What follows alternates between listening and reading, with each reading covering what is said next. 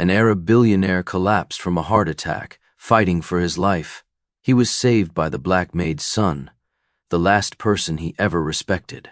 But when he opened his eyes, his first words weren't "thank you." They were, "You let him touch me. Stay with us until the end." Because what happened next turned humiliation into the most shocking reversal of power you'll ever hear. And before we begin, tell us in the comments where you're watching from. In Manhattan's glittering skyline, wealth towered above the streets like monuments of glass. Inside one of those towers, Clara Johnson worked quietly, mop in hand, polishing the same marble floors she could never afford to walk on as a guest.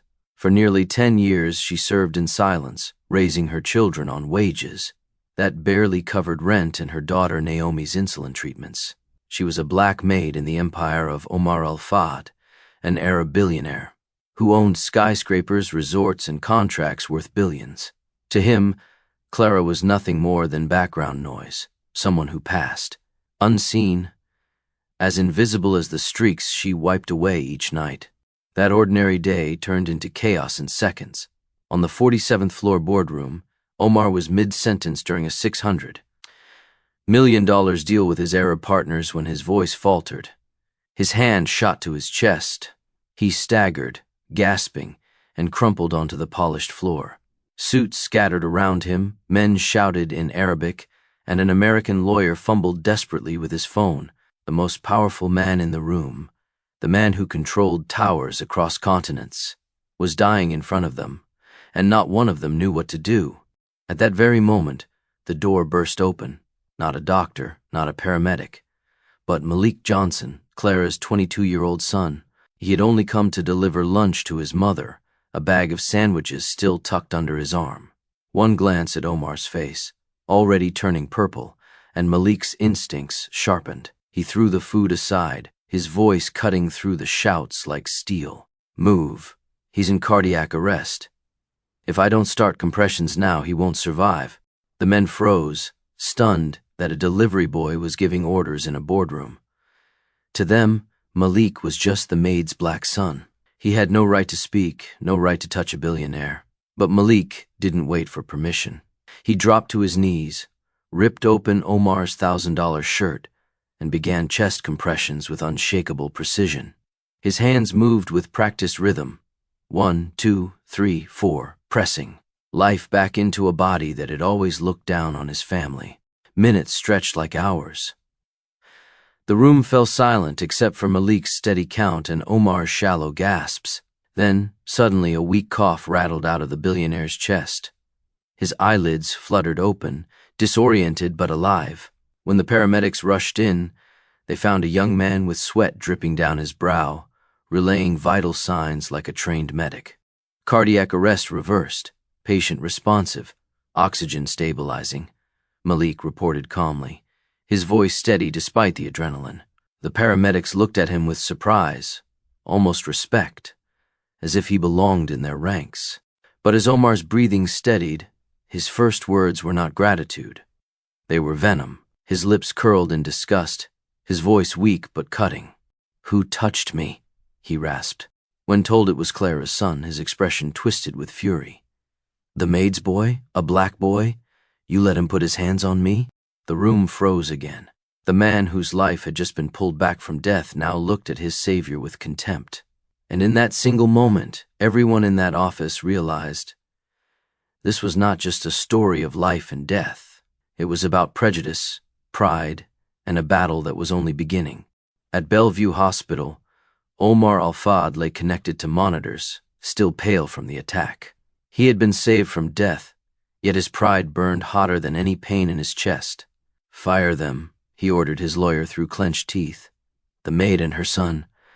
I will not be humiliated by people like them." The lawyer hesitated. "Omar, he saved your life." "Saved me?" Omar snarled, his voice hoarse but dripping with contempt. "No, he shamed me, in front of my partners, in front of everyone. A maid's black son tearing open my shirt like I was nothing. I'd rather be dead than owe him my life." His fist struck the hospital bed, rattling the tray beside him. Outside the hospital, Malik and Clara waited quietly. Clara's uniform still smelled of bleach, her eyes heavy with the weight of years of invisibility. She looked at her son, who carried himself with the calm of someone far older than 22. "He won't thank you," she whispered softly. "Men like him don't thank people like us." Malik sighed. "I didn't do it for thanks. I did it because I've trained for this. Because one day, I'm going to wear a white coat again, not to clean toilets but to save lives." His voice hardened. "But sometimes, I wonder if the world will ever let me." The truth was, Malik wasn't just a delivery boy. He was a pre-med student, juggling night shifts, food deliveries, and library hours to keep his dream alive. Every dollar he earned went toward tuition, or his sister Naomi's insulin. Clara, who had once dreamed of becoming a nurse herself, had given up everything to see her children reach higher. But in Omar's empire, all of that sacrifice meant nothing. To him, they were invisible. Yet not everyone saw them that way. Sarah Mendoza, one of the company's corporate lawyers, had heard the whispers in the building, how the Maid's son had saved the CEO when no one else could act. She had watched Malik's calm authority in the chaos, and she recognized something the others refused to see: talent, discipline, and truth. Later that week, she approached Clara and Malik in the service corridor of the skyscraper. Sarah, herself the daughter of immigrants, spoke in a hushed voice. "He's going to try to bury you. But what if I told you there's a way to turn this around?" Clara frowned. "Turn it around?" "He wants us gone." Sarah opened a folder, her voice low but urgent. "These are Omar's medical files. I've reviewed them for years. High cholesterol, uncontrolled hypertension, early liver problems. Every doctor told him to change his lifestyle. He ignored them. Yesterday's heart attack wasn't a surprise. It was inevitable."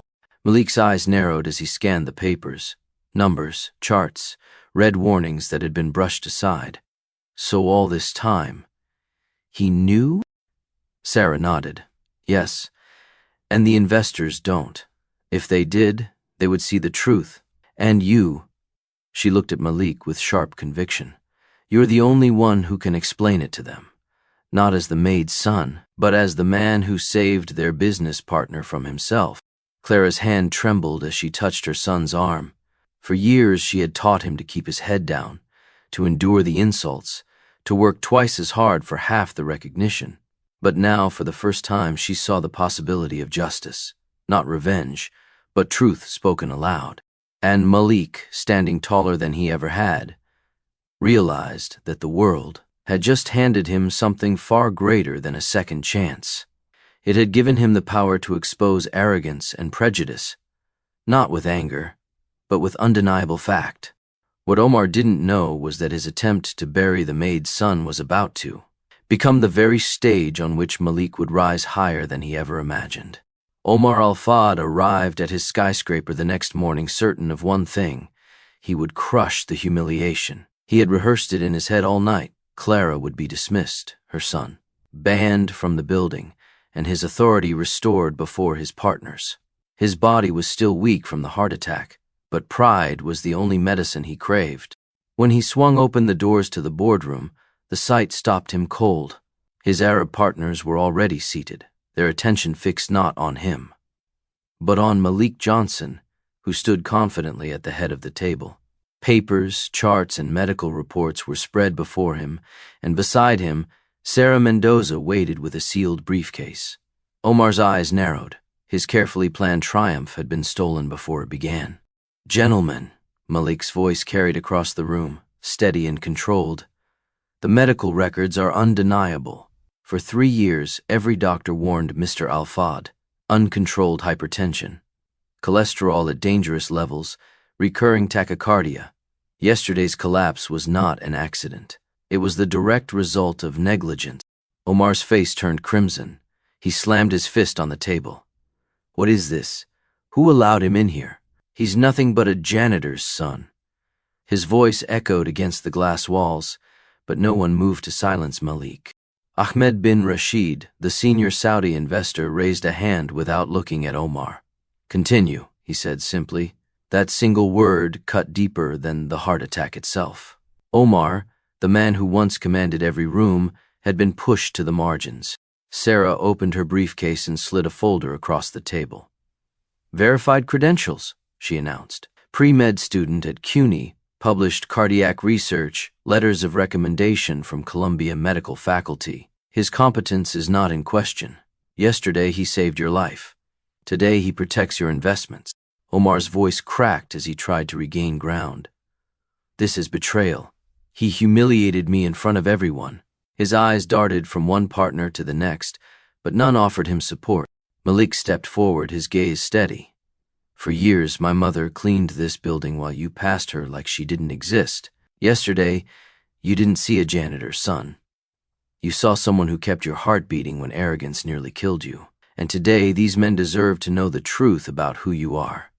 A risk, not a leader." The silence was suffocating until Ahmed leaned forward. His words landed like a gavel. "Effective immediately, Malik Johnson is appointed Chief Medical Consultant of Al-Fad Global Holdings. Annual salary, $350,000.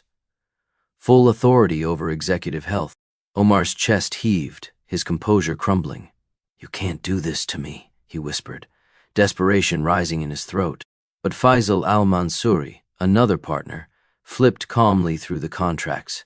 Clause 47 of our agreement.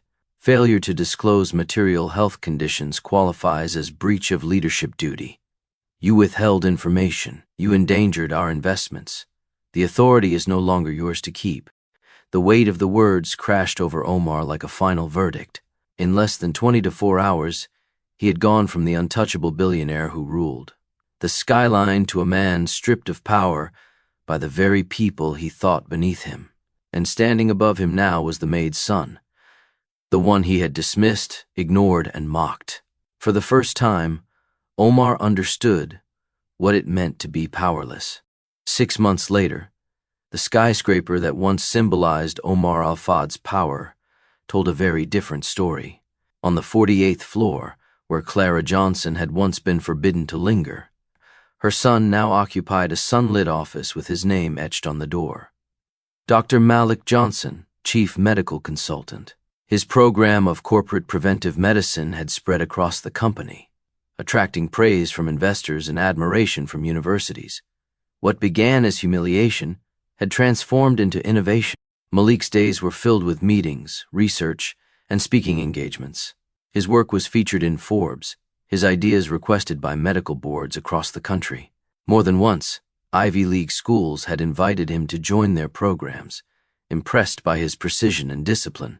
Yet for all the attention, Malik never forgot why he fought. Every decision he made was tied to his family, his mother, who had sacrificed everything, and his younger sister, Naomi, who now received the best medical care and thrived in a private school once far beyond reach. For Clara, the change was overwhelming. She no longer bent over toilets or pushed carts of supplies through silent halls. Instead, she stood taller, dressed with quiet pride, knowing her years of endurance had given her children wings. Neighbors who once looked down on her now whispered her name with admiration. The maid had raised a doctor in the making, and her family's dignity had finally been restored. Omar, meanwhile, had shrunk into a shadow of himself. The once proud billionaire who barked orders from his leather chair now arrived in Malik's office as a patient. His shoulders were narrower, his skin grayer, his arrogance chipped away by necessity. The Arab investors had been clear: either follow Malik's strict medical program or surrender the last 10% of his company's shares. It was not a choice, it was survival, and Malik had not made it easy. Part of Omar's treatment plan was a requirement that shocked him to his core: 2 hours a week working alongside janitorial staff. The man who had once sneered at maids now scrubbed floors beside Clara, the very woman he had ignored for years. At first, it was torture, an insult that bruised his pride. But over time, Omar discovered something unsettling. The people he had dismissed as invisible carried more dignity, education, and resilience than many of his former executives. The humiliation became a mirror, forcing him to face truths he had never dared acknowledge. The city that had once bowed to Omar's power now looked at him with indifference. The spotlight no longer belonged to the billionaire with towers. It belonged to the Maid's son who had turned prejudice into progress.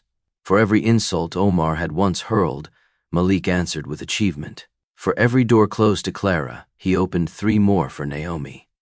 The empire had shifted hands, not in stock or contracts, but in respect. And still, one question haunted Omar each time he sat across from Malik. In those medical consultations, why had this young man saved him at all? The air in Malik's office was still, the city skyline glowing through the glass. Omar Al-Fad sat opposite him, thinner now, his shoulders hunched, his once proud gaze dimmed. For months he had obeyed Malik's strict program. Daily medication, endless. Tests, and humiliating hours spent mopping floors beside Clara Johnson. The arrogance that once made him untouchable had eroded with every reminder of his fragility. But one question lingered in his mind, gnawing at him every time he walked into the office of the Maid's son. That afternoon, he finally asked it. His voice cracked, a shadow of the man who once commanded empires. Tell me, Malik, why did you save me? After the way I treated you and your mother, you should have let me die. Malik set his pen down, meeting Omar's tired eyes. His expression was calm, but his words carried the weight of generations. Because I'm going to be a doctor, and doctors save lives, no matter who they are, no matter what they've done. My oath doesn't ask who deserves to live. It demands that I try. You weren't saved because you earned it, Omar. You were saved because I refused to let prejudice define me. Omar swallowed hard. Silence pressed on him like a stone.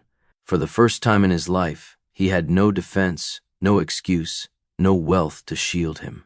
He leaned back, whispering the words he had never spoken before. Thank you. Malik didn't smile. Don't thank me. Thank the woman you ignored for 10 years. The one who polished your marble floors while you walked past her like she was invisible.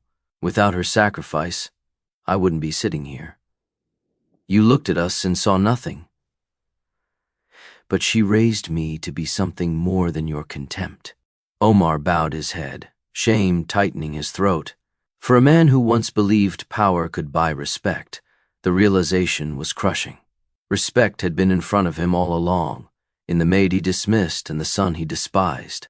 The silence in Malik's office was broken by a knock. Before he could answer, the door opened and Naomi Johnson rushed in, her school uniform neat, her face glowing with excitement. She clutched a letter in her hands, her voice bursting with joy.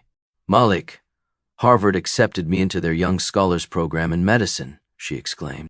Clara followed close behind, her eyes filling with tears. She pulled Naomi into her arms, pride radiating from every line of her face. For years she had carried the weight of invisibility, scrubbing marble floors while others ignored her.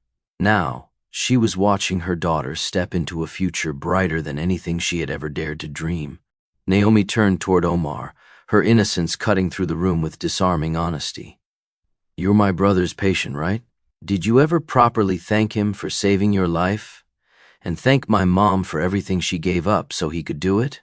Omar's face stiffened. For months he had followed Malik's instructions in silence, but the child's question pierced him deeper than any test or treatment. Slowly he rose to his feet. His voice was quiet, stripped of pride. No, he admitted. I never thanked them the way I should have. He looked at Clara and Malik, his eyes heavy with shame. So, I will now. Thank you for saving my life, for teaching me that dignity cannot be bought, and for proving how blind I was. Malik nodded, but said nothing. Clara stepped forward, her voice calm, carrying the weight of years of silence turned into truth. Do you know why he saved you, Omar? Because the best revenge isn't destroying the people who underestimate us. It's thriving so brightly that they spend the rest of their lives regretting how little they saw. Through the glass walls of the office, the Manhattan skyline shimmered. Once, this city had treated Clara and her family as invisible. Now, her son's name was spoken in boardrooms. Her daughter was stepping into Harvard's halls, and her sacrifices had blossomed into a legacy of triumph.